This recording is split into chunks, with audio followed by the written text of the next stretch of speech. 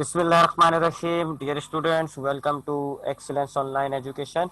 Physics class में खुशामदीद। बेटा, हमने फिजिक्स की क्लास में लास्ट क्लास में हमने चैप्टर नंबर 3 कंप्लीट कर लिया था। चैप्टर नंबर 3 जिसका नाम था काइनेमेटिक्स ऑफ लीनियर मोशन।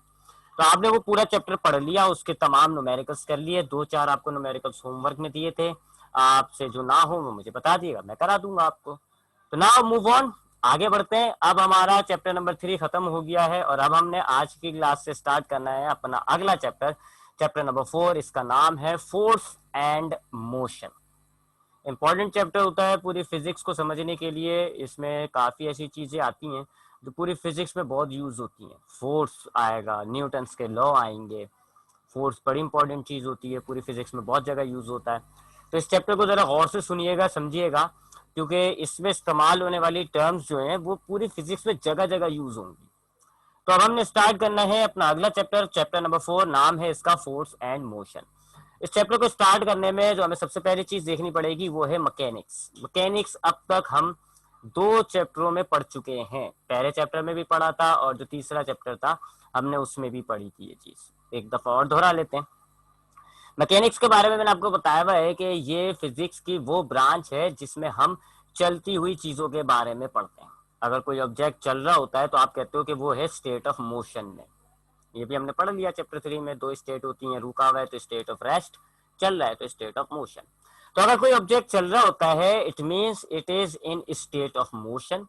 अगर आपने उसके मोशन की स्टडी की, उसके चलनेपन के स्टडी किया, वो चल रही है उसकी स्टडी करी आपने गाड़ी की, दैट इज कॉल्ड मैकेनिक्स। फिर हमने ये भी देखा है कि मैकेनिक्स के अंदर 2 ब्रांचेस होती हैं। मैकेनिक्स जो ब्रांच है इसमें मजीद 2 ब्रांचेस हैं। पहली कहलाती है काइनेमेटिक्स और दूसरी कहलाती है डायनामिक्स। काइनेमेटिक्स के बारे में मैंने आपको बताया है कि इसके अंदर हम ऑब्जेक्ट के मोशन को बगैर फोर्स के पढ़ते हैं। यानी फोर्स के अलावा मोशन से रिलेट तमाम चीजें पढ़ेंगे आप, सिर्फ फोर्स छोड़ दें, फोर्स नहीं पढ़ेंगे। और जो पिछला चैप्टर आपका गुजरा है उसके नाम में काइनेमेटिक्स आ रहा था, वो चैप्टर काइनेमेटिक्स का था। तो आपने देखा कि आपने उस पूरे चैप्टर में चलती हुई चीजों के बारे में पढ़ा, वेलोसिटी पढ़ी, एक्सेलरेशन पढ़ा, इक्वेशंस ड्राइव की, कहीं पर फोर्स की बात नहीं करी, फोर्स का जिक्र भी नहीं किया हमने। तो क्यों? क्योंकि वो काइनेमेटिक्स का चैप्टर था। तो काइनेमेटिक्स मैकेनिक्स की वो ब्रांच है जिसमें आप चलती हुई चीजों को बगैर फोर्स के पढ़ते हैं। और अगली ब्रांच जो आती है आपकी, उसको आप कहते हो डायनामिक्स। और डायनामिक्स में हम चलती हुई चीजों को फोर्स के साथ पढ़ते हैं, यानी इसमें आप फोर्स पढ़ रहे हैं। तो सिर्फ फोर्स की वजह से आपकी मैकेनिक्स में 2 ब्रांचेस बन जाती हैं, काइनेमेटिक्स और डायनामिक्स। अगर आप मोशन को फोर्स के साथ पढ़ेंगे काइनेमेटिक्स हो जाएगा, मोशन को सॉरी डायनामिक्स हो जाएगा, और मोशन को बगैर फोर्स के पढ़ेंगे तो ये काइनेमेटिक्स हो जाएगा। जरा डायग्राम देखें नीचे, ये गाड़ी है।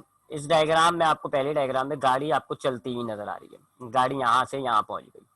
अब इस दौरान इस डायग्राम में देखें, मैंने इस चलती हुई गाड़ी की काफी चीजों की स्टडी की है। इसकी वेलोसिटी को स्टडी किया कि जब ये रुकी हुई थी शुरू में तो इसकी वेलोसिटी 0 थी। 8 सेकंड के बाद इसकी यहाँ पे जो वेलोसिटी थी मैंने मेजर की है, इसका एक्सेलरेशन मेजर किया हुआ है, डिस्टेंस मेजर किया हुआ है, टाइम मेजर किया हुआ है। तो ये इस डायग्राम में मैंने करा हुआ क्या है, दरअसल मैंने इस डायग्राम में एक चलती हुई चीज को स्टडी किया हुआ है without the reference of force. कहीं फोर्स का जिक्र नहीं किया मैंने, कोई फोर्स नहीं चेक करी, कोई फोर्स नहीं देखी कि कौन कौन सी फोर्स लग रही है। ये काइनेमेटिक्स की हुई है मैंने, इस चलती हुई ऑब्जेक्ट का मैंने काइनेमेटिक्स किया हुआ है, बगैर फोर्स के इसको स्टडी किया हुआ है। दूसरी डायग्राम में देखें, यहाँ पर हम ये जो है इस बॉक्स को धक्का देके मूव करा रहे हैं। ये वाला ऑब्जेक्ट, ये जो बॉक्स है रेड कलर का, ये स्टेट ऑफ मोशन में। लेकिन अब आप देखें इस डायग्राम में, जब ये ऑब्जेक्ट मोशन में है तो मैंने इस वक्त फोर्सेस की स्टडी की हुई है कि एक ये वाली फोर्स है ऊपर लगी हुई, इसको हम नॉर्मल कह रहे हैं। एक ये वाली फोर्स है, इसको हम अप्लाइड फोर्स कह रहे हैं। एक नीचे की तरफ लगी हुई फोर्स, इसको हम ग्रेविटी कह रहे हैं। एक ये वाली फोर्स लगी हुई है, इसको हम फ्रिक्शन कह रहे हैं। तो इस डायग्राम में हमने करा हुआ क्या है, हमने इस डायग्राम में एक चलती हुई चीज को फोर्स के एतबार से पढ़ा हुआ है, फोर्स की स्टडी की हुई हमने एक ऑब्जेक्ट की। तो इसको आप कहते हो डायनामिक्स। तो मैकेनिक्स क्या है जी, चलती हुई चीजों के बारे में पढ़ना मैकेनिक्स कहलाता है। इसकी 2 ब्रांचेस हैं, काइनेमेटिक्स और डायनामिक्स। अगर आप चलती हुई चीजों को फोर्स को के बगैर पढ़ते हैं उसको, तो आप कहते हो काइनेमेटिक्स। और अगर आप चलती हुई चीजों को फोर्स के साथ पढ़ते हैं, फोर्स को पढ़ रहे होते हैं दरअसल इसमें हम, वो कहलाती है डायनामिक्स। पिछला चैप्टर जो आपका गुजरा है चैप्टर नंबर 3, वो काइनेमेटिक्स का चैप्टर था। नाम में भी उसके काइनेमेटिक्स आ रहा था, कहीं पर भी फोर्स का जिक्र भी नहीं किया हमने, चलती हुई चीजें पढ़ी बगैर फोर्स के। और ये जो चैप्टर आपका है इसका नाम क्या है, फोर्स एंड मोशन, फोर्स और मोशन।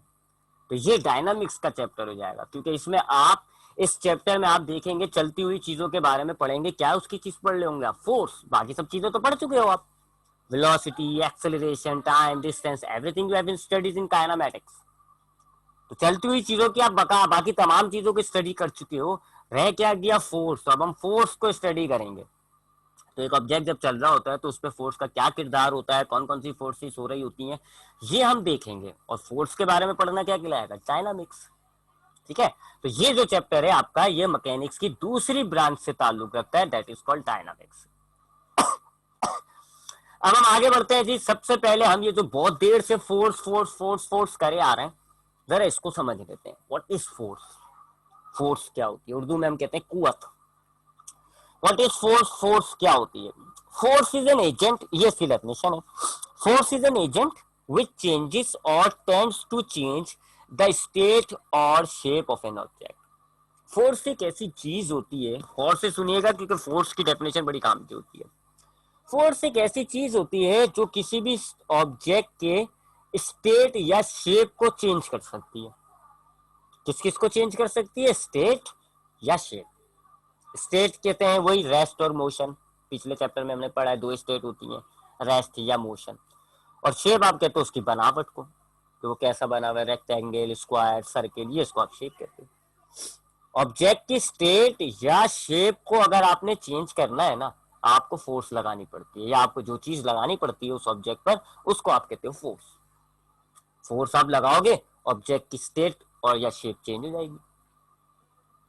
मिसाल के तौर पे इस डायग्राम को देखें आप, ये रेड कलर की एक बॉल है, शुरू में देखें आप ये रुकी भी है, स्टेट क्या हो गई इसकी, स्टेट ऑफ रेस्ट। अब आपने इसकी स्टेट को चेंज करना है, इस वक्त ये स्टेट ऑफ रेस्ट में, आपने इसकी स्टेट को चेंज करना है। क्या करना पड़ेगा, मैंने अभी आपको बताया डेफिनेशन में कि अगर आप किसी भी ऑब्जेक्ट का स्टेट या शेप चेंज करोगे तो जो चीज लगाओगे उसको कहते हो फोर्स। तो अब ये फुटबॉल रेस्ट में है, मुझे इसकी स्टेट को चेंज करना है, तो मुझे फोर्स लगानी पड़ेगी। मैंने पैरों के जरिए फोर्स लगाई, और जैसे ही देखें पैरों के जरिए इस ऑब्जेक्ट पर आपने फोर्स लगाई, इसकी स्टेट चेंज हो गई, ये चलने लग गई, मोशन में आ गई। ठीक, एक और एग्जाम्पल देखते हैं। ये एक इंसान आपके सामने स्केट बोर्ड पे चलता हुआ आ रहा है इस डायग्राम में। अब स्केट बोर्ड जो है वो है स्टेट ऑफ मोशन में। कौन सी स्टेट है इसकी, स्टेट ऑफ मोशन। अब अगर मैंने इसकी स्टेट को चेंज करना है, स्केट बोर्ड की स्टेट को चेंज करना है, तो मुझे जो चीज लगानी होगी वो कहलाएगी फोर्स। यहाँ इस डायग्राम में ये जो आपके सामने पत्थर पड़ा हुआ है, ये पत्थर लगा रहा है फोर्स। जैसे स्केट बोर्ड इस पत्थर से टकराया, इस पत्थर ने स्केट बोर्ड पर फोर्स अप्लाई कर दिया। जैसे इस पत्थर ने स्केट बोर्ड पे फोर्स अप्लाई करी, तो फोर्स क्या करती है, स्टेट को चेंज कर देती है। तो फोर्स ने वही किया जी, इसकी स्टेट को चेंज कर दिया, देखें ये रुक गई। तो स्केट बोर्ड था स्टेट ऑफ मोशन में। पिछली वाली डायग्राम में, पिछली वाली जो एग्जांपल थी उसमें बॉल थी स्टेट ऑफ रेस्ट में, आपने फोर्स लगाई, स्टेट चेंज हो गई, मोशन में आ गई। और दूसरी डायग्राम में स्केट बोर्ड है स्टेट ऑफ मोशन में, आपने फोर्स लगाई, वो उसकी स्टेट चेंज हो गई, रुक गई, स्टेट ऑफ रेस्ट में आ गई। तो फोर्स क्या है, फोर्स एक ऐसी चीज है जो ऑब्जेक्ट के स्टेट को चेंज करती है। साइकिल चल रही है, आप चाहते हैं वो रुके, फोर्स लगा दो, स्टेट चेंज हो जाएगी, रुक जाएगी। साइकिल रुकी हुई है स्टेट ऑफ रेस्ट में, आप चाहते हैं वो मोशन में आ जाए, उसकी स्टेट चेंज हो जाए, वो मोशन में आ जाए, फोर्स लगा दो, मोशन में आ जाएगी। तो अगर कोई चीज रुकी हुई है, फोर्स लगाओगे चलने लग जाएगी। कोई चीज चल रही है, फोर्स लगाओगे वो रुक जाएगी। Force is a state changer. अगर मैं कम तरीन अल्फाज में बोलूं आपको, force is a state changer.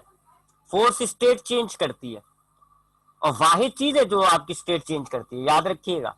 और कोई चीज नहीं है जो स्टेट चेंज कर सकती है। किसी भी ऑब्जेक्ट की स्टेट को अगर आपने चेंज करना है, वन एंड ओनली फोर्स है जी जो उसकी स्टेट को चेंज कर सकती है। यानी अगर साइकिल रुकी हुई है ना, सिर्फ फोर्स की मदद से ही मैं उस साइकिल के स्टेट को चेंज कर सकता हूँ, और किसी चीज से मैं नहीं चेंज कर सकता। अब वो फोर्स मैं किसी भी चीज से लगाऊं वो एक और बात, इंजन से लगाऊं, हाथ से लगाऊं वो एक और बात। तो force is a state changer. Force जो है ऑब्जेक्ट के स्टेट को चेंज करता है। रेस्ट है तो मोशन में ले आता है, मोशन है तो रेस्ट में ले आता है। अगर दूसरे हिस्से की बात करते हैं, shape of an object. Object के शेप को भी अगर आपको चेंज करना है तो भी आपने जो चीज लगानी है वो फोर्स कहलाती है। ये स्प्रिंग है, अब देखो, अब ये स्प्रिंग आपको काफी लंबा नजर आ रहा है शुरू के अंदर। मैंने इस पर फोर्स अप्लाई करी, ये दब गया, साइज शेप चेंज हो गया इसका। ये क्या किया मैंने, जैसी मैंने इस ऑब्जेक्ट पर फोर्स लगाई, अब इसका शेप जो है वो चेंज हो गया। इसी तरीके से आपके स्कूलों में एक स्केल होता है आपके पास स्टील का, लंबाई में होता है वो, आप उस पर फोर्स लगाते हो, उसका शेप चेंज हो जाता है, मुड़ जाता है। रबर बैंड ले लो, रबर बैंड का शेप आपने जैसे उस पर फोर्स लगा के उसको खींचोगे, उसका शेप चेंज हो जाएगा, वो लंबा सा हो जाएगा। तो कुछ ऑब्जेक्ट के अंदर अगर हम फोर्स अप्लाई करते हैं, जैसे कि ऊपर की जो दो एग्जाम्पल है, तो वहां फोर्स ने करा क्या, स्टेट को चेंज किया। और जो स्प्रिंग की एग्जाम्पल है, इसमें अगर मैं फोर्स अप्लाई करता हूं तो यहाँ ऑब्जेक्ट उसके स्टेट फोर्स जो है स्टेट के बजाय उसके शेप को चेंज कर रहा है। ये डिपेंड करता है ऑब्जेक्ट पे। कुछ ऑब्जेक्ट पे अगर आप फोर्स लगाओगे तो स्टेट चेंज कर देगी फोर्स, कुछ ऑब्जेक्ट पे आप फोर्स लगाओगे तो शेप चेंज कर देगी। अब जैसे अगर आप रबर बैंड पे फोर्स लगाओगे ना, तो रबर बैंड पर स्टेट चेंज नहीं होगी, रबर बैंड पे शेप चेंज होगा। स्प्रिंग पे जब आप फोर्स लगाओगे तो स्प्रिंग की स्टेट चेंज नहीं होगी, स्प्रिंग का शेप चेंज होगा। बॉल पे जब आप फोर्स लगाओगे तो फोर्स जो है वो उसकी स्टेट को चेंज करेगा। तो हम क्या देखते हैं जी, फोर्स एक ऐसी चीज होती है जो अगर आप ऑब्जेक्ट पर लगाए तो डिपेंड करता है ऑब्जेक्ट कौन सा है, उस हिसाब से वो चेंज लाती है फोर्स। किस चीज में, या तो स्टेट में चेंज लाएगी या शेप में चेंज लाती है। ठीक। अच्छा, कुछ केसेस के अंदर टेंड्स टू का मतलब होता है कुछ केसेस के अंदर फोर्स चेंज नहीं लाती लेकिन कोशिश कर रही होती है। मिसाल के तौर पे अगर आप एक ट्रेन को धक्का लगाना शुरू कर दें, अब धक्का लगा रहे हैं इसका मतलब है आप अपने हाथ से फोर्स अप्लाई कर रहे हैं। ट्रेन की स्टेट है रेस्ट, स्टेट ऑफ रेस्ट, लेकिन आप फोर्स लगा रहे हैं तब भी उसकी स्टेट चेंज नहीं हो रही, अभी भी वो स्टेट ऑफ रेस्ट में। तो यहां पर फोर्स कर क्या रही है, ऑब्जेक्ट की स्टेट को चेंज करने की कोशिश कर रही है। ऑब्जेक्ट क्या है आपके पास, ट्रेन स्टेट ऑफ रेस्ट में, आपने हाथों से फोर्स लगाई, फोर्स स्टेट चेंज करने की कोशिश कर रही है, नहीं कर पा रही। वजह बहुत सी है, वजन ज्यादा है उसका, आप फोर्स कम लगा रहे हो। आप ज्यादा फोर्स लगाओगे ट्रेन की स्टेट चेंज हो जाएगी, आप फोर्स कम लगा रहे हो। दैट इज वाई उस फोर्स की वजह से ऑब्जेक्ट का स्टेट चेंज नहीं हो रहा। यहां पर भी फोर्स स्टेट चेंज करने की कोशिश कर रही है, लेकिन एक रीजन है जिसकी वजह से स्टेट चेंज नहीं हो रही है। आप वो रीजन खत्म कर दें, या तो आप ट्रेन का वजन कम कर दें या अपनी फोर्स बढ़ा दें। रीजन आपने खत्म कर दिया तो आप फोर्स जो है स्टेट चेंज कर देगी। इसको आप कहते हो टेंड्स टू, कोशिश करना। तो ये फोर्स होती है जी। फोर्स क्या है जी, फोर्स एक ऐसी चीज होती है जो किसी भी ऑब्जेक्ट पर जब लगाई जाएगी तो फोर्स या तो उस ऑब्जेक्ट की स्टेट को चेंज कर देगी या उस ऑब्जेक्ट का शेप है उसको चेंज कर देगी या चेंज करने की कोशिश करेगी। रीजन है जिसकी वजह से वो चेंज नहीं हो पा रही। आगे बढ़ते हैं, आगे बात करते हैं, फोर्स का फॉर्मूला देख लेते हैं। फोर्स को हम एफ से डिनोट करते हैं, एफ इसका सिंबल होता है। फोर्स का फॉर्मूला है ये एम ए, मा। एम से मुराद होता है मास, जिस ऑब्जेक्ट पर आप फोर्स लगा रहे हो ना उस ऑब्जेक्ट का मास। और ए से मुराद होती है एक्सेलरेशन। अब देखें, ट्रेन ट्रेन का मास ज्यादा था इसलिए आपको ज्यादा फोर्स लगानी थी, मास से लिंक हो रही है। देखें फॉर्मूले में लिंक है ना मास और फोर्स के दरमियान। फोर्स आपको अगर चाहिए मालूम करनी है किससे, मास और एक्सेलरेशन से मालूम होती है। इसका मतलब है फोर्स मास पर डिपेंड करती है। तो ट्रेन के केस में आप क्यों नहीं लगा रहे थे, मास बहुत ज्यादा था, आप उस ज्यादा मास की वजह से ज्यादा फोर्स लगानी पड़ती, आप कम लगा रहे हो, इस वजह से वो मूव नहीं कर रही। तो फोर्स का फॉर्मूला है एम ए यानी मास मल्टीप्लाई बाय एक्सेलरेशन। ये एक बड़ा काम का फॉर्मूला है, बहुत जगह यूज होगा, इसको याद कर लो अभी से। मा, मा बा बाबा वो वाला मा। तो एम से मुराद होगा मास, ए से मुराद होगा एक्सेलरेशन। ये फोर्स का फॉर्मूला है। फोर्स के नेचर की बात करें तो फोर्स एक वेक्टर क्वांटिटी होती है। ये भी हमने पिछले चैप्टर में देखा था, दो तरह की क्वांटिटीज होती हैं, स्केलर और वेक्टर। जिनमें डायरेक्शंस नहीं होती उनको आप स्केलर्स कहते हैं, और जिनमें डायरेक्शन होती है उनको आप वेक्टर्स कहते हो। वेक्टर्स में डायरेक्शन होती है, डायरेक्शन का कॉन्सेप्ट होता है, डायरेक्शन के मायने होते हैं। डायरेक्शन को तब्दील करोगे बाद में फर्क आ जाएगा। ऐसी क्वांटिटी को जिनमें डायरेक्शन होती है उसकी अहमियत होती है, उनको आप वेक्टर कहते हो। फोर्स एक वेक्टर है। लेट्स सी, अब ये एक ट्रॉली है, इस डायग्राम में देखिए आपके पास एक ट्रॉली मौजूद है। अब इस ट्रॉली पर मैं 150 न्यूटन फोर्स अप्लाई करता हूं। अब ये जो 150 है ये हो गया मैग्नीट्यूड, न्यूटन जो है वो हो गया यूनिट, डायरेक्शन भी चाहिए। तो अगर ये 150 न्यूटन फोर्स मैं ऐसे अप्लाई करता हूं लेफ्ट की तरफ, तो ये आपका ये जो कार्ट है ये कैसे मूव करेगा, लेफ्ट की तरफ जाएगा। और अगर यही फोर्स सिर्फ डायरेक्शन चेंज कर दूं और मैंने डायरेक्शन कर दिया अब राइट की तरफ, अब मैं सीधे हाथ की तरफ फोर्स लगा रहा हूं, तो अब ये कार्ट कहां जाएगा, अब सीधे हाथ की तरफ जाएगा। हो क्या रहा है, फोर्स का मैग्नीट्यूड सेम है, फोर्स का यूनिट सेम है, सिर्फ मैं डायरेक्शन चेंज कर रहा हूं और डायरेक्शन की वजह से मोशन में फर्क आ गया। लेफ्ट की तरफ फोर्स लगाता हूं तो ऑब्जेक्ट लेफ्ट की तरफ चला जाता है, राइट की तरफ लगाता हूं तो राइट की तरफ चला जाता है। फर्क आ रहा है ना डायरेक्शन की वजह से, डायरेक्शन की अहमियत है, इसलिए आप कहते हो फोर्स वेक्टर। एक और एग्जांपल लेते हैं, ये साइकिल चला रहा है बंदा।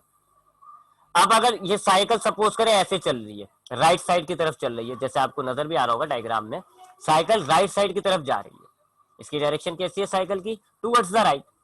अगर मैं सेम डायरेक्शन में फोर्स अप्लाई करूं इस साइकिल पर, राइट ही की तरफ फोर्स लगाऊंगा, साइकिल का मोशन बढ़ेगा, इंक्रीज होगा, साइकिल तेज भागने लग जाएगी, इसकी वेलोसिटी इंक्रीज हो जाएगी। जैसे अगर आप पीछे से आए और पीछे से धक्का लगाना शुरू कर दें साइकिल पे, तो अब आप क्या कर रहे हैं, राइट साइड की तरफ फोर्स लगा रहे हैं। तो आप राइट साइड की तरफ फोर्स लगा रहे हैं, सेम डायरेक्शन है जैसे मोशन की डायरेक्शन है, तो इंक्रीज होती है मोशन। और अगर आप उल्टी डायरेक्शन में फोर्स लगाना शुरू कर दें, यानी साइकिल जा रही है राइट साइड की तरफ, आप लगा दें उल्टा यानी लेफ्ट की तरफ, पीछे की तरफ फोर्स लगाएं, मोशन डिक्रीज होगा, साइकिल रुकने की तरफ जाएगी, वेलोसिटी कम होगी, लगाते जाओगे साइकिल रुक जाएगी। फर्क आ रहा है ना, साइकिल की जो डायरेक्शन है मोशन की, अगर मैं उसी डायरेक्शन पे फोर्स लगाता हूँ, फोर्स इस साइकिल के मोशन को बढ़ा रही है, अपोजिट डायरेक्शन में लगाता हूँ, फोर्स साइकिल के मोशन को कम कर रही है। तो इट मीन्स कि जी फोर्स के अंदर डायरेक्शन वैल्यू रखती है, मायने हैं डायरेक्शन के, इफेक्ट डाल रहा है डायरेक्शन, इसलिए हम कहते हैं फोर्स एक वेक्टर क्वांटिटी होती है। फोर्स का यूनिट जो होता है, चूंकि फॉर्मूला एम ए है, अब मास का यूनिट डाल दें आप और एक एक्सेलरेशन का यूनिट डाल दें, यूनिट बना रहे हैं हम फोर्स का, तो हम क्या करेंगे, फॉर्मूले में यूनिट डाल दें। मास का यूनिट होता है किलोग्राम और एक्सेलरेशन का होता है मीटर पर सेकंड स्क्वायर, तो ये हमने डाल दिया kilogram metre per second square. और ये जो इतना बड़ा बन रहा है ना, kilogram metre slash second square, इसको हम कहते हैं न्यूटन, शॉर्ट फॉर्म न्यूटन कहते हैं, शॉर्ट फॉर्म सिंबल सॉरी इसका एन है। तो न्यूटन फोर्स का यूनिट होता है, किसी भी नंबर के साथ अगर आपको एन लिखा हुआ नजर आ जाए, न्यूटन लिखा हुआ नजर आ जाए, आप समझ जाओ वो फोर्स है। ये 150 क्या है, फोर्स है, कैसे पता चला, न्यूटन लिखा हुआ यूनिट। ये 150 क्या है, फोर्स है, कैसे पता चला, न्यूटन लिखा हुआ यूनिट। तो फोर्स का न्यूटन यूनिट क्या होता है, न्यूटन होता है, और न्यूटन का मतलब क्या होता है, kilogram metre per second square. भाई जरा बड़ा हो रहा है, kilogram metre per second square, तो हमने शॉर्ट फॉर्म एक सिंबल छोटा सा डाल दिया एन, न्यूटन। ये इसका रीजन है न्यूटन को लाने का। तो दैट इज फोर्स, ये फोर्स होती है जी। फोर्स एक ऐसी चीज है, अगर सीधे से अल्फाज में बोलूं, स्टेट या शेप चेंजर, ऑब्जेक्ट की स्टेट या शेप को चेंज कर देती है फोर्स। अगर आपको ऑब्जेक्ट का स्टेट या शेप चेंज करना है, आप जो चीज अप्लाई करोगे उसको आप फोर्स कहते हो। फोर्स का फॉर्मूला होता है मास मल्टीप्लाई बाय एक्सेलरेशन। फोर्स एक वेक्टर क्वांटिटी होती है, इसमें डायरेक्शन की अहमियत होती है, और फोर्स का यूनिट जो है वो न्यूटन है। आगे बढ़ते हैं जी, न्यूटन्स लॉ ऑफ मोशन। पहले जरा मुझे बता दें, यहां से कोई सवाल है तो पूछें। अब हम बात करेंगे न्यूटन्स लॉ ऑफ मोशंस की। सर आइजैक न्यूटन थे जी, बड़े मशहूर साइंटिस्ट थे, फिजिक्स में इनका काफी बड़ा नाम है, बहुत यानी कि बहुत बड़ा नाम है। इन्होंने फिजिक्स में बहुत सी चीजों पर, बहुत सी डिसाइपल्स पर रिसर्च किया है, लाइट, साउंड, फोर्स, ग्रेविटी, काफी चीजों पर इन्होंने रिसर्च किया। ये वो पहला शख्स है जिसने के फोर्स पे सबसे पहले काम किया था। सबसे पहली जो है फोर्स को सबसे पहले स्टडी किया था सर आइजैक न्यूटन ने 1600 के अंदर, 1687 के अंदर। इनकी एक बड़ी अजीब सी बुक थी, फिलोसफिया नेचुरलिस प्रिंसिपिया मैथमेटिशिया, ये एक इनकी बुक थी। और इस बुक में इन्होंने फोर्स पर स्टडी करने के बाद 3 लॉ बनाए थे, 3 law, first law of motion, second law of motion, third law of motion. तो इन्होंने बड़ी डिटेल में फोर्स को पढ़ के फोर्स पर 3 लॉ बनाए थे, 3 कानून बनाए थे। उन तीनों लॉ को हम कंबाइनली कहते हैं न्यूटन्स लॉ ऑफ मोशन। 1687 में इन्होंने अपनी बुक के अंदर उन लॉ को पब्लिश किए थे। तो न्यूटन लॉ ऑफ मोशन क्या है जी? फोर्स और मोशन से रिलेट 3 कानून हैं, 3 लॉज हैं, उनको आप कहते हो न्यूटन लॉज ऑफ मोशन। उनमें से पहला लॉ क्या है? What is first law of motion? ये इसकी स्टेटमेंट है, काफी बड़ी सी है। If a body is at rest it will remain at rest, if a body is in motion it will continue its motion in straight line with uniform velocity unless force is applied. Urdu में इसके मायने बनते हैं कि अगर एक body rest पे है, if a body is at rest, अगर एक बॉडी रेस्ट पे है it will remain at rest, वो रुकी ही रहेगी। If a body is in motion, अगर एक बॉडी चल रही है it will continue its motion, वो चलती ही रहेगी। ये जो straight line with uniform velocity है इसको अभी जरा स्किप करें, इसको अभी बाद में बताऊंगा। अनलेस फोर्स इज अप्लाइड, जब तक आप फोर्स अप्लाई ना करो, that is called first law of motion. What is first law? कि अगर आपके पास एक ऑब्जेक्ट है स्टेट ऑफ रेस्ट में, 1 साल बाद आओ, 10 साल बाद आओ, 20 साल बाद आओ, वो इसी स्टेट में रहेगा, उसकी स्टेट चेंज नहीं होगी। क्योंकि मैंने आपको शुरू में बताया दुनिया की वाहिद एक ही चीज है जो स्टेट चेंज कर सकती है, क्या? फोर्स। मैंने आपको शुरू में बताया ना, ओनली वन थिंग एग्जिस्ट। आप दुनिया में किसी भी ऑब्जेक्ट का स्टेट चेंज करना चाह रहे हो, एक ही चीज है फोर्स, उसी से चेंज कर सकते हो, और कोई दूसरी चीज हमारी नॉलेज में तो नहीं है। तो अगर एक ऑब्जेक्ट रेस्ट में है इट विल रिमेन रेस्ट, वो रुका ही रहेगा। नीचे वाली बात, अनलेस फोर्स इज अप्लाइड, जब तक आप उस पर फोर्स अप्लाई ना करो। जैसे आप उस पर फोर्स अप्लाई करोगे, फोर्स क्या करती है? स्टेट चेंज, फोर्स इसकी स्टेट चेंज कर देगी, ये चलने लग जाएगा। अगर एक ऑब्जेक्ट रुका हुआ है वो रुका हुआ रहेगा अनलेस आप फोर्स अप्लाई ना करो। जैसे ही आप फोर्स अप्लाई करोगे फोर्स अपना असर दिखाएगा, अपना काम करेगा। फोर्स का काम है स्टेट चेंज करना, फोर्स उस ऑब्जेक्ट की स्टेट चेंज कर देगा, वो चलने लग जाएगा। सिमिलरली अगर एक ऑब्जेक्ट इन मोशन है तो वो अपने मोशन में ही रहेगा, वो रुकेगा नहीं। जिस स्टेट में है वो उसी स्टेट में रहेगा, रेस्ट में है तो रेस्ट में रहेगा, मोशन में है तो मोशन में रहेगा, जब तक आप फोर्स अप्लाई ना करो। जैसे आप फोर्स अप्लाई करोगे फोर्स स्टेट चेंज कर देगा, ऑब्जेक्ट मोशन से रेस्ट में आ जाएगा। ये है पहला लॉ। तो पहला लॉ क्या है कि ऑब्जेक्ट की जो भी स्टेट होती है ना वो उसी स्टेट में रहेगी जब तक आप फोर्स अप्लाई ना करो। जैसे ही आप फोर्स अप्लाई करोगे फोर्स उस ऑब्जेक्ट की स्टेट को चेंज कर देगी, फोर्स उस स्टेट को चेंज कर देगी। यही तो हमने फोर्स की डेफिनेशन में पढ़ा है ना, फोर्स स्टेट चेंज करती है, वाहिद चीज है जो फोर्स, वाहिद चीज होती है जो ऑब्जेक्ट की स्टेट को चेंज कर सकती है। फोर्स के अलावा कोई ऐसी चीज नहीं है जो ऑब्जेक्ट की स्टेट को चेंज कर देती है। तो फोर्स, पहला लॉ क्या कहता है आपको? फोर्स आपके अगर एक ऑब्जेक्ट जिस स्टेट में भी है वो उसी स्टेट में रहेगी जब तक आप फोर्स अप्लाई ना करो। अब इसको जरा एग्जाम्पल से समझते हैं। मिसाल के तौर पे मेरे सामने इस वक्त एक चाय का कप पड़ा हुआ स्टेट ऑफ रेस्ट में, ये इसी स्टेट में रहेगा, इस स्टेट में रहेगा 1 साल, 2 साल, 10 साल, 20 साल, जब तक मैं इस पे फोर्स अप्लाई ना करूं। जैसे ही मैं इस पे हाथ के जरिए फोर्स अप्लाई करूंगा ना इसकी स्टेट चेंज हो जाएगी, ये मोशन में आ जाएगा, हरकत करने लग जाएगा, चलने लग जाएगा। जब तक मैं फोर्स अप्लाई कर रहा हूं ये मोशन में रहेगा, जैसे मैं फोर्स अप्लाई करना बंद कर दूंगा ये रुक जाएगा। इसकी स्टेट चेंज करी है किसने? फोर्स में। इसी तरह आप जानते हैं आपकी दुनिया घूम रही है स्टेट ऑफ मोशन में, आपकी दुनिया जो है सूरज के इर्द गिर्द गोल गोल घूम रही है स्टेट ऑफ मोशन में। आप देख लें सालों से मोशन के अंदर है, इसी तरह मोशन में ही है, it will continue its motion. क्यों? क्योंकि आपने फोर्स अप्लाई नहीं करी। आप जैसी दुनिया पर फोर्स अप्लाई कर दोगे इसकी स्टेट चेंज हो जाएगी, ये दुनिया रुक जाएगी। वो तो इतनी बड़ी फोर्स हम अप्लाई नहीं कर सकते, नहीं तो अगर सपोज करें हमारी दुनिया देख लो आप फोर्स अप्लाई नहीं करी घूमे जा रही है, तो आपकी दुनिया जो है सूरज के गिर्द क्या है जी? In state of motion. तो देख ले पहले लॉ के मुताबिक अगर एक ऑब्जेक्ट स्टेट ऑफ मोशन में होता है तो वो मोशन में ही रहता है जब तक आप फोर्स अप्लाई ना करो। आपने दुनिया पे फोर्स अप्लाई करी ही नहीं आज तक, इसलिए आपकी जो दुनिया है वो स्टेट ऑफ मोशन में थी और स्टेट ऑफ मोशन में ही है। आप जब फोर्स अप्लाई कर दोगे कायनात तो दुनिया तबाह हो जाए, जब सपोज करें आपने फोर्स अप्लाई करी रुक जाएगी वो। This is called first law of motion.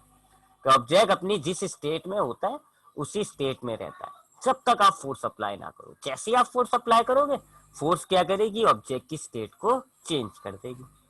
अब मेरे सवाल में एक जहन में एक सवाल ये आ रहा है कि अगर यही बात है जी कि अगर एक ऑब्जेक्ट रुका हुआ है वो रुका हुआ रहेगा जब तक मैं फोर्स अप्लाई ना करूं, चलो ये बात तो सही है, हमारे इर्द गिर्द जितनी बेजान चीजें मौजूद हैं सारी रेस्ट के अंदर है। हम फोर्स अप्लाई करेंगे मोशन में आ जाएंगी, नहीं तो वो ऐसे ही रेस्ट में पड़ी रहेंगी। ये बात तो दिमाग में घुसती है मेरे। But why the moving football stop? According to first law of motion, एक ऑब्जेक्ट अगर चल रहा होता है वो चलता ही रहेगा, वो रुकेगा नहीं जब तक फोर्स अप्लाई ना करो। तो भाई फिर ये जो हम ग्राउंड जमीन पर एक बॉल पड़ी हुई है, मैंने उस पर किक मारी, अब वो आ गई स्टेट ऑफ मोशन में। जब मैंने उस पर किक मारी वो चलने लग गई, वो स्टेट ऑफ मोशन में। अब कानून के मुताबिक, इस लॉ के मुताबिक वो इसी स्टेट ऑफ मोशन में ही रहनी चाहिए, चलती रहे जी चलती रहे, पता नहीं कहाँ निकल जाए। लेकिन थोड़ी देर बाद वो तो रुक जाती है। क्यों?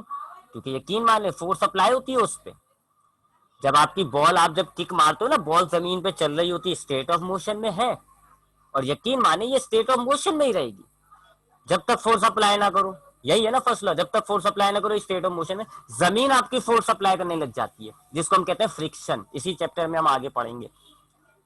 तो जब आपकी बॉल, आपने किक मारी जमीन पर, जब वो चल रही है ना, तो आप ये मत समझे उस पर कोई फोर्स नहीं लग रही, उस पर एक फोर्स लग रही है फ्रिक्शन के नाम से, जो जमीन लगा रही है। और इसी फोर्स की वजह से उसका स्टेट चेंज हो गया। फोर्स तो स्टेट चेंज कर देती है, इसका स्टेट चेंज हो गया, मोशन से वो रेस्ट में आ गया। इसी बॉल को अगर आप स्पेस में ले जाके किक मारो ना, शर्तिया कह रहा हूं रुकेगी नहीं। अगर आप फुटबॉल को लेके जाए खला में और वहां पे जाके किक मारे, अब ये आगे स्टेट ऑफ मोशन में, अब नीचे जमीन मौजूद नहीं है। अब जमीन मौजूद नहीं है तो जाहिर बात है फोर्स भी नहीं लग रही होगी, वो फ्रिक्शन वाली। तो अब आपकी ऑब्जेक्ट जो है वो बगैर फोर्स के मोशन के अंदर है, चले जा रही है चले जा रही है। तो वो यहाँ पे फिर लॉ हो जाएगा कि जी एक ऑब्जेक्ट मोशन के अंदर है, वो मोशन में ही रहेगा, रुकेगा नहीं, क्योंकि फोर्स नहीं लग रही। आप स्पेस में जाके उस बॉल पर फोर्स लगा दोगे वो रुक जाएगी।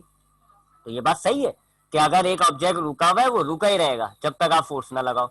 एक ऑब्जेक्ट चल रहा है वो चलता ही रहेगा जब तक आप उस पर फोर्स ना लगाओ। जैसे आप इन पर फोर्स लगाओगे स्टेट चेंज हो जाएगी। ये सब वही बात आ रही है। ये जैसे आप उस पर फोर्स लगाओगे उसकी स्टेट चेंज हो जाएगी। रेस्ट में था तो मोशन में आ जाएगा, मोशन में था तो रेस्ट में आ जाएगा। ठीक, that is first law of motion, कि अगर एक ऑब्जेक्ट जिस स्टेट में होता है उसी स्टेट में रहता है जब तक आप फोर्स ना लगाओ। जैसे आप फोर्स लगाओगे, जैसे आप फोर्स लगाओगे तो फिर उसकी स्टेट जो है वो चेंज हो जाएगी। क्यों? क्योंकि फोर्स का काम ही यही है, स्टेट को चेंज करना। And what about this in straight line with uniform velocity? एक ऑब्जेक्ट अगर मोशन में होता है स्ट्रेट लाइन में होना चाहिए, अगर वो सर्कुलर में मूव कर रहा है फोर्स लगना शुरू हो जाएगी। जैसे मैंने आपको बताया ना कि फुटबॉल अगर जमीन पर चल रही है फोर्स लगना शुरू हो जाएगी। इसी तरीके से अगर एक ऑब्जेक्ट सर्किल पाथ में घूम रहा होगा ना, फिर एक फोर्स लगने लग जाएगी। इसलिए हमने लिखा हुआ स्ट्रेट लाइन में चलना चाहिए। यूनिफॉर्म वेलोसिटी, क्योंकि अगर वेरिएबल वेलोसिटी होगी तो भी फोर्स लगना शुरू हो जाएगी। ठीक है, तो ये इसलिए वर्डिंग डाली हुई है straight line with uniform velocity, कि अगर एक ऑब्जेक्ट जो है एक सीधी लाइन में यूनिफॉर्म वेलोसिटी के साथ चल रहा है तो उस पर कोई फोर्स नहीं लग रही, इसका मतलब है, और वो इसी तरह चलता रहेगा। If an object continue its motion in straight line with uniform velocity, यानी अगर एक ऑब्जेक्ट स्ट्रेट लाइन में यूनिफॉर्म वेलोसिटी के साथ चल रहा है, इट मींस उस पर कोई फोर्स नहीं लग रही, वो इसी स्टेट में ही रहेगा, स्टेट ऑफ मोशन में। अगर एक ऑब्जेक्ट यूनिफॉर्म वेलोसिटी से नहीं चल रहा, उसकी वेलोसिटी वेरिएबल है, इसका मतलब है उसमें फोर्स लगना शुरू हो रही है, तभी तो वेरिएबल होगी, इसकी रुकने की तरफ या बढ़ने की तरफ जा रही है। यहाँ तक कोई सवाल है तो पूछे, नहीं तो हम आज की क्लास को वाइंड अप करेंगे।